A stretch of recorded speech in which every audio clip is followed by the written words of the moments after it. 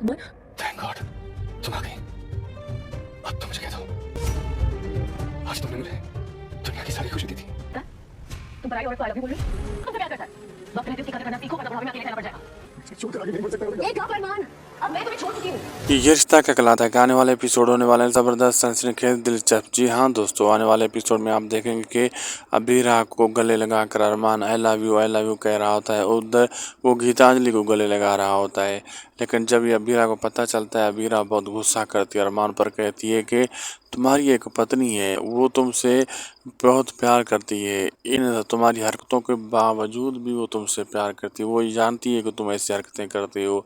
ऐसा ना हो कि तुम बुढ़ापे में अकेले हो जाओ, अपनी हरकतों को सुधारो और अपनी पत्नी से जाकर प्यार करो। और तुम्हारा मेरा कोई लेना देना नहीं, तुम्हारा मुझसे कोई कनेक्शन नहीं, तुम ये सब कुछ गलत कर रहे हो। और अरमान समझाने की कोशिश करता है अबीरा को, लेकिन अबीरा गुस्से में होती है, अरमान की एक बात नहीं सुनती। अब आगे देखना मज़ेदार हो गया क्या क्या होने वाला है और ये घटिया इंसान अरमान और क्या हरकतें करने वाला है।